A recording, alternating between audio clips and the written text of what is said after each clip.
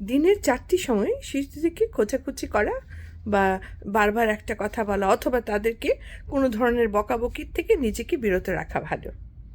সময়গুলো হলো ওরা যখন ঘুম থেকে উঠলো, কিংবা খেতে বসছে, অথবা স্কুল থেকে জাস্ট এসে পৌঁছেছে, অথবা রাতে ঘুমোতে যাওয়ার সময়।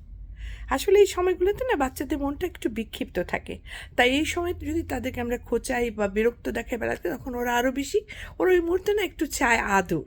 তো সেই মুহূর্তে আমাদের বকাবকি বা মেজাজ দেখানো অথবা একটা কথা বলে বলে তাকে ত্যক্ত করাটা না ওকে কুঁকড়ে দেয়, এবং তাতে কিন্তু পিতামাতার সাথে সন্তানের দূরত্বটা আরও বাড়তে থাকে। হয়তোবা শিশু মানুষ কিছু বলছে না, কিন্তু মনের দিক দিয়েও কিন্তু কুঁকড়ে যাচ্ছে। কি হয়? বেশি তো না, বকাবকি তো করতে হবে, করবো না কেন? বাচ্চাদের তো একেবারে স্পেয়ার দ্য কেন অ্যান্ড স্পয়েল দ্য চাইল্ড করা যায় না, তবে এই কিছুটা সময় একটু ছাড় দেওয়াটা বেটার।